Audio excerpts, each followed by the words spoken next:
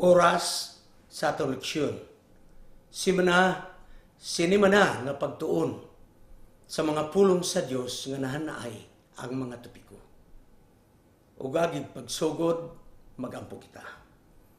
Ginaampo namo Dios ang tanan nga nagasubaybay niining maong materials nga among ginadedikar alang sa mga katawan sa Dios sa Sabbath School. Sa tibok nga kalibutan nga milukop ang imong mensahe pinaagi niini nga ministry. Salamat Ginoo sa ilang pagsuporta ro sa nini. Ang Dios magapanalangin sa matag usa kining tanang pagadawaton sa ngalan ni Hesus manluluwas. Amen. Sa naandan akong kutloon sa pagbalik. Ang Secretary sa Education, Jesly Lapos, nga nagingon, education is solusyon. Sa espirituhanon nga bahin, kung kita maedukar sa pulong sa Dios o sa espiritu stagna, kini mao'y solusyon alang sa atong mga pagduha-duha, sa atong mga kaluyahon, sa atong pagka-judgmental, sa atong pagka-legalismo, ug sa uban pa, ug sa diya nga atong mabatnan ang mong pag-alagad. Nagingon ang usa ka komentarista sa radyo, diri sa Cagayan de City, ang lungsod nga nasayod may makapalig-on sa demokrasya. Apan ang lungsod nga nagpasagad makapukan sa kagawasan. Gunita nato kinatong pag-alagad nga dili kita mga pukan hangtod sa iyang pagbalik. Bago lang ako nakatapos ni atong miaging semana sa Week of Prayer dito sa Central Filipino Adventist College nga nanamutang sa Murcia, Negros Occidental. Gusto na ko pasalamatan ang pipila ka mga katawhan nga nagpaluyo sa kalampusan nalang niini. O gusto na ko pasalamatan pag-una ang presidente, si Dr. Arsenal, ang iyong Vice President for Academic Affairs, si Dr. Mantos, ug ang Dean of Student Affairs, Vice President for Student Affairs, si Pastor J.C. Aragon. Bago na kong nakaplagan nga matinudanon nga higala. O laki pusab sa mga magtutudlo nga kaniya akong mga estudyante sa Mountain View College. Si Joy Alyusa Maglana nga mao'y hinungdan nga ako na-invite ni adtong maong Week of Prayer. O ingon man usab si Sally Ban. Ako gihapon siyang estudyante ang head sa nursing department. Ug di na ko malimtan ang treasurer. Si Romeo Badjula, kauban siyang asawa si Lenny. Nausab ako silang mga estudyante dito sa Mountain View College. Pasalamatan usab nako ang mga leaders sa mga estudyante. Si Kim, ang presidente sa Theology Students. O si John,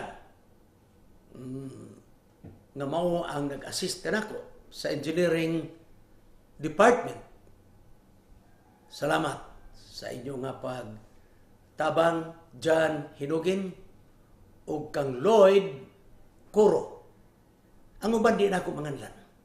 Salamat sa mga estudantes kinitubukan nga nahimong buhi kayo ang atong Week of Prayer.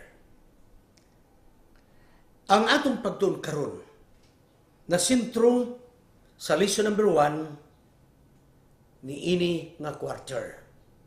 September 26 to October 2, 2015.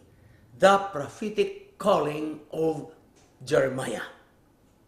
Sa Jeremiah 1:5 nagingon, Before I formed you in the womb, I knew you. Before you were born, I sanctified you. I ordained you a prophet to the nation. Sa tawhanon nga pagtanaw, tawhanong estandarte, wala kayo magmalampuson si Jeremiah sa iyang ministry. Kay ang tao nga iyang giministerihan, nigahi sa ilang pagkamasinupakon, wala maminaw sa mensahe sa Dios nga gihatag kanila. Apan taliwala sa pagkagahi sa mga Israelhanon nga gidalhan sa mensahe ni Prophet Jeremiah. Sa Jeremiah 1:18 nagingon, malig-on o giparil nga syudad, putaw nga haligi o tumbaga nga paril. Mao niya ang description kang Jeremiah. Nga wa gyud matarog, wa maluya, murag putaw, murag paril. Taliwala nga ang Israel wala maghinulsol. Dili malipayon ang iyang kinabuhi.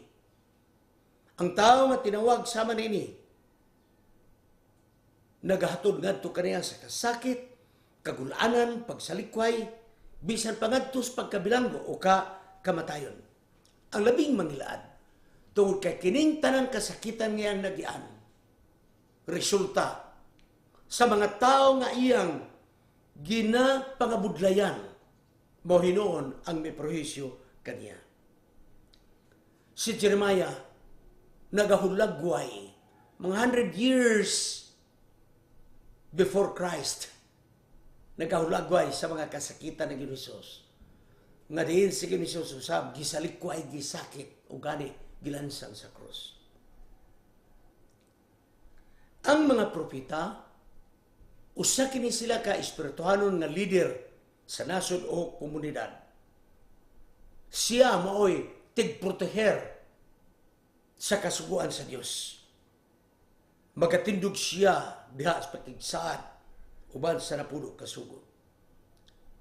Ang iyang katungdanan ingon nga propeta mao ang pagsulti sa nasod batok sa ilang pagpakasala.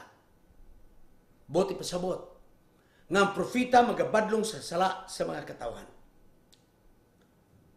Kung ang gipadalahan og mensahe magdumili sa paghinulsol o pagbalik sa pag-alagad sa atong Ginoo, aniya ang duha ka mga di malikayan nga mahitabo.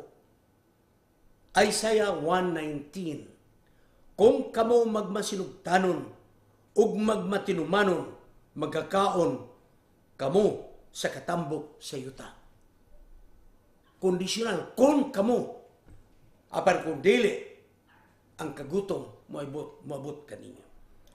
Sa Jeremiah 2:5-7, 7:5, paingon sa 7, kung ilang usbon ang ilang mga dalan, maghatag og mga kaigo nga hustisya, dili mangdaog-daog og mga langyaw, sa mga ilo ug balo, ug likayan ang pagpatay sa mga inusinti, dili magsimba sa mga Diyos-Diyos, sila magapuyo sa yuta nga gihatag sa Dios nga panulundon kanila.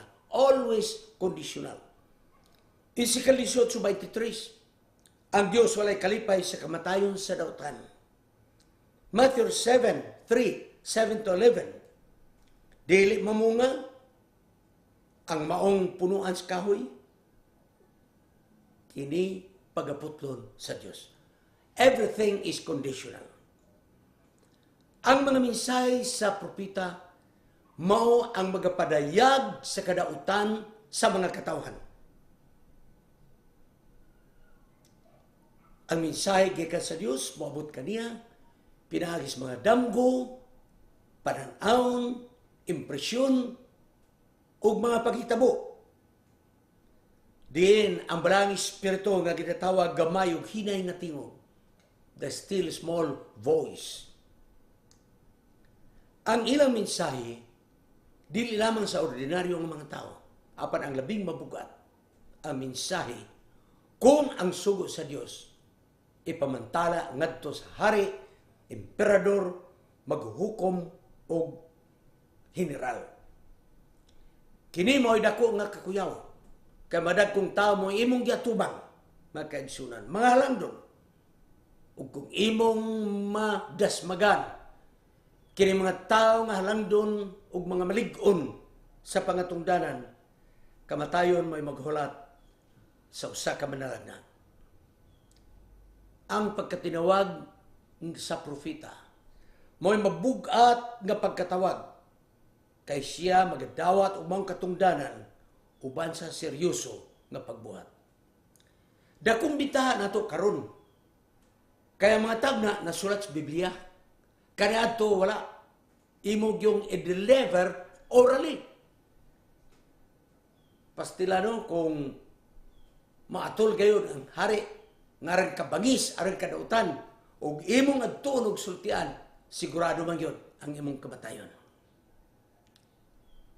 Mohinungdan nga si Jeremias nagapanagana. Sa atong kapanahonan karon, dili ba usab ka so sama-sama?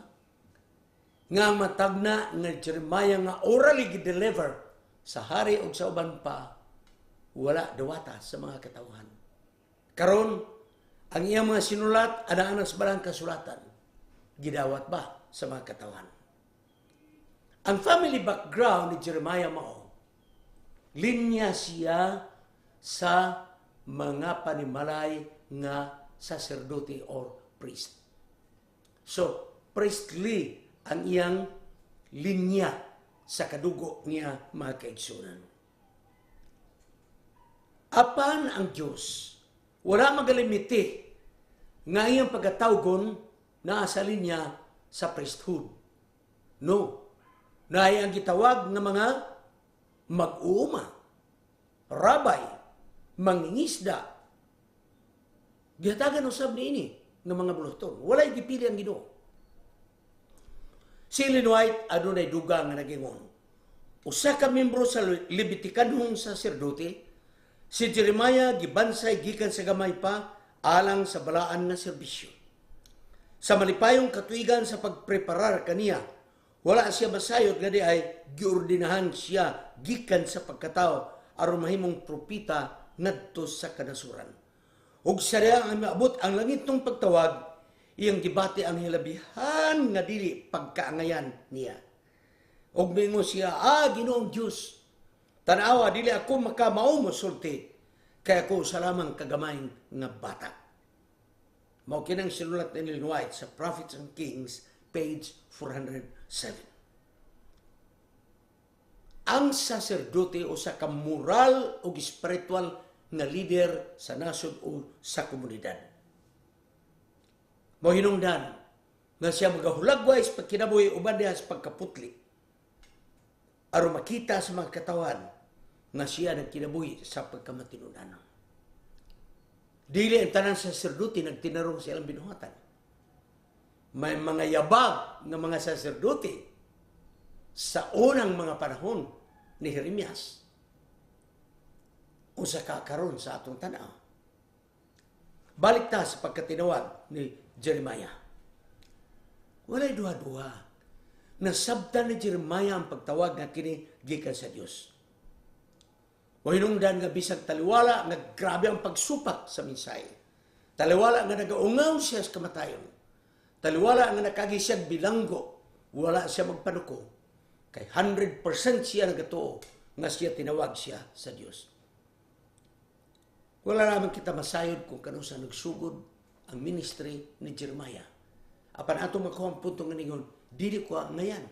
Kaya ako sa gamay nga bata. Nagpasabot, ngayon pagkinatawag, paggamit sa Diyos kaniya, dili pa siya hamtong mga kaigsuran. Ato na yung badbaron sa makadiyot.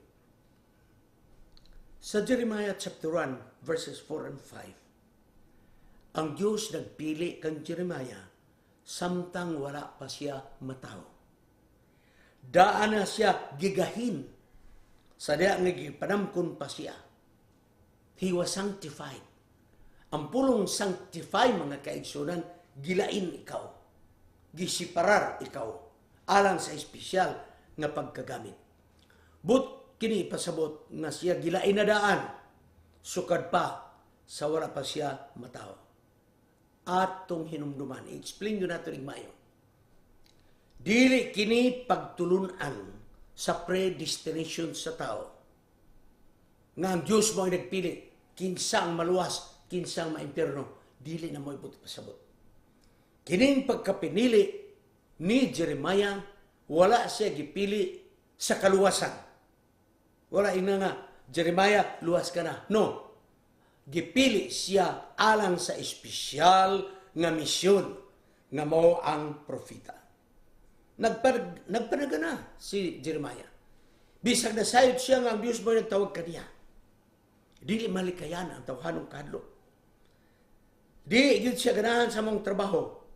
Kaya nasayod siya kung unsa kadautan ug kagahi ang Israel.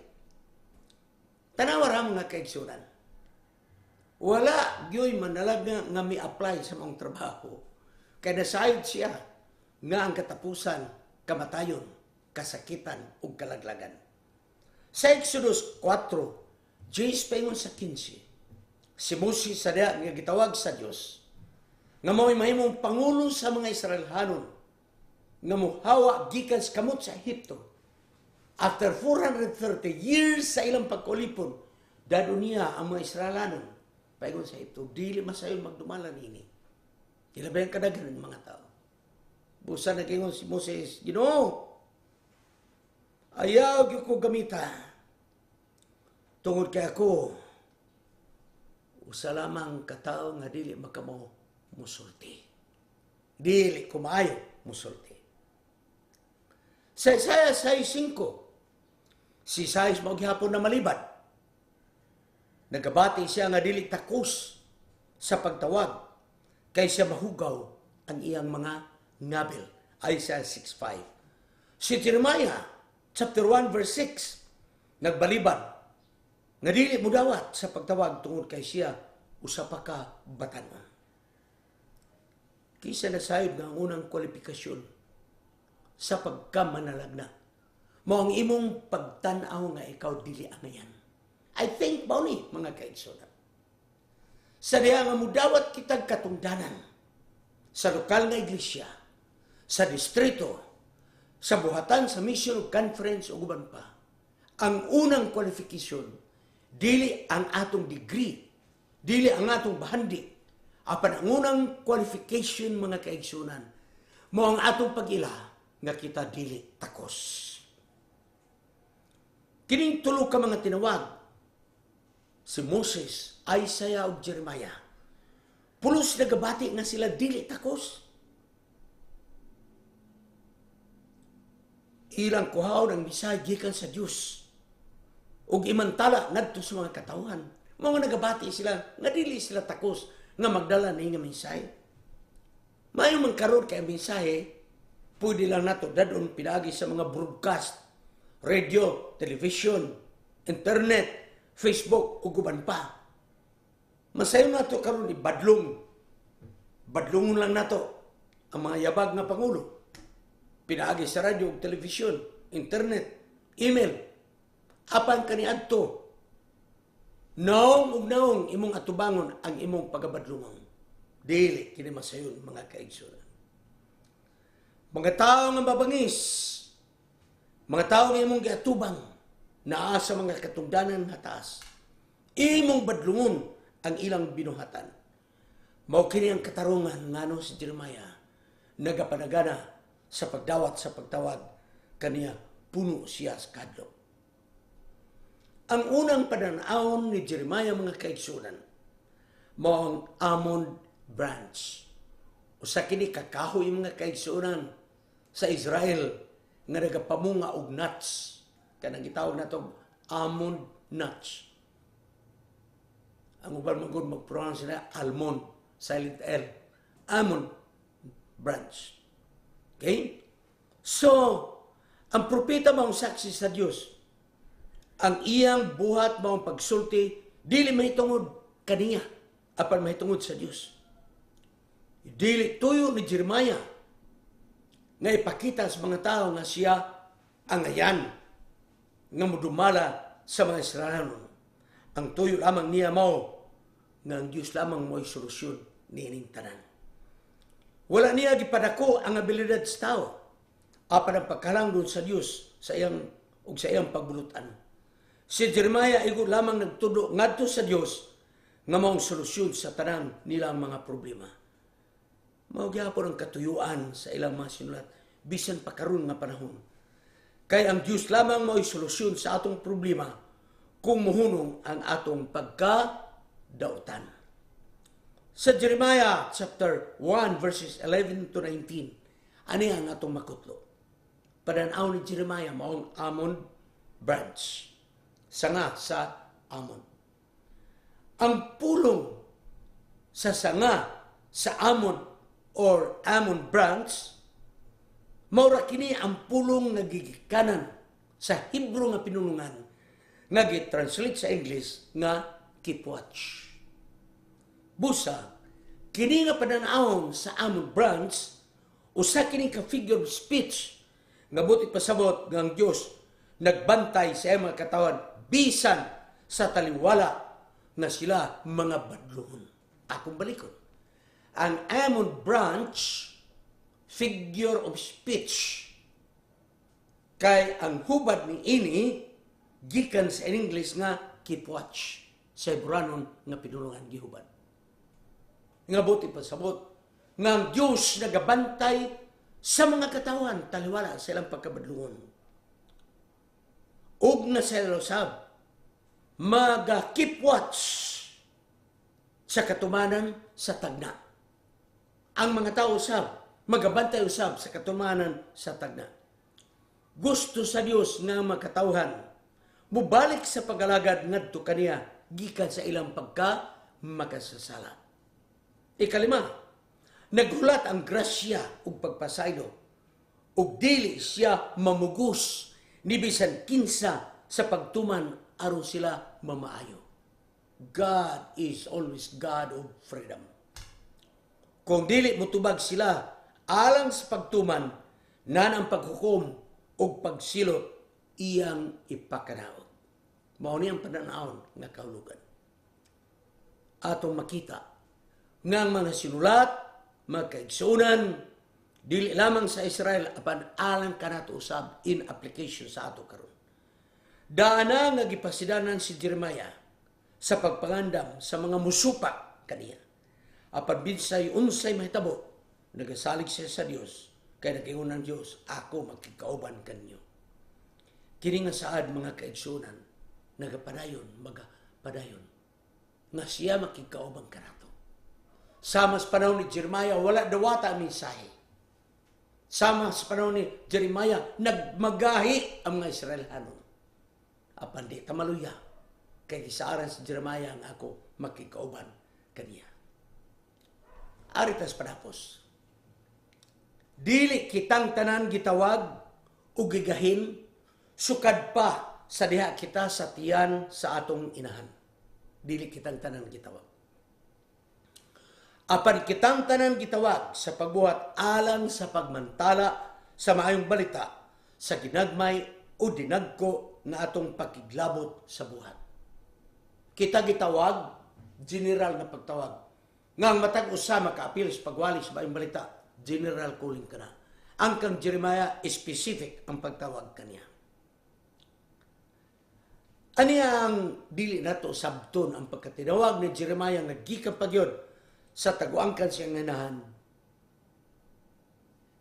Ani ang mga punto nga dili kini mo apply. 1. Tingali adunay pipila ka mga pastor, colporteur, o layman nga daan na silang gitimanan sa Dios to apastiyan silang inahan. Apan dili ang tanan. Adunay gingon nga general calling, depende lang kung kinsay motubag sa pagtawag. Ang tanan gitawag, depende kinsay motubag. General kana nga calling. Kining pagingon nga si Jeremiah, daan ang gitawag o gitimanan sa tiyan siyang inahan, wala kini nagpasabot nga ang Diyos naghatag na daan sa tao sa iyang destinasyon. Nga ang Diyos mo ang nagbuot kinsang maluwas o kinsang maimpierno. Dili kini moong ipasabot sa pagkatinawag kang Jeremiah. Ikatulo, ang kang Jeremiah mong ginatawag special calling. Kaya dunay tahas niya nga espesyal sa pagwali o ingon nga propeta. Mora kita sa practical application. Bisan unsa ang atong accomplishment, secular o spiritual, Atong gayon ihatag ang pagpasalamat o pagdaig ngadto sa Dios. Wala gayud kitay mahimo og gawas nga ang Dios makig-uban kanato. Ang tanan nga gitawag ng mga manalagna kanunay mo ingon dili ko angayan. Akong balikon, the first qualification sa pagkatinawag kanang nagabati nga siya dili angayan. Kanang wa gyud iya mga kaigsunan. Morita sa practical application mga kaigsunan, ha? Kanang luti sa iglesia nga imong gidonate, dili ka na gikan kanimo, apan gikan sa Dios. Kung natukod ang matahong na simbahan o eskwelahan, panahon sa imong pagkatigulang o chairman sa iglesia, galamiton ka lamang ni Ginisos. Wala kitay angay ikapasigarbo. Ang imong kalantip sa panguto, dili na imuha, gikan ka na sa Dios. Ang pagkamayo nimo musulti, dili kada imong kaugaling mong abilidad kada gikan sa Dios. Mga salapi o kaptangan, dili na tungod kay maayo ka mangita, kung dili panarang kada gikan sa Dios. Wala kitay angay ikapasigarbo, kay galimuton lamang kita sa Dios. Mura kita sa tulong nga gitawag. Dafa karong nga trimestre, alang kang Jeremiah. Apan for the sake of application, gamito nato ang pagkatinawag ni Jeremiah, ni Isaiah, I should say. In Isaiah chapter 6, verses 5 to 7, si Isaiah mga kaigsunan na malibad yun. Ginoo, ayaw. Ayaw kay padala. Tao ako nga mahugaw ang akong baba. Apanagingon ang Diyos. Gisogo ang manulunda. Nagkuhag kumpit. O gunya'y kumpitan ang baga sa karbon.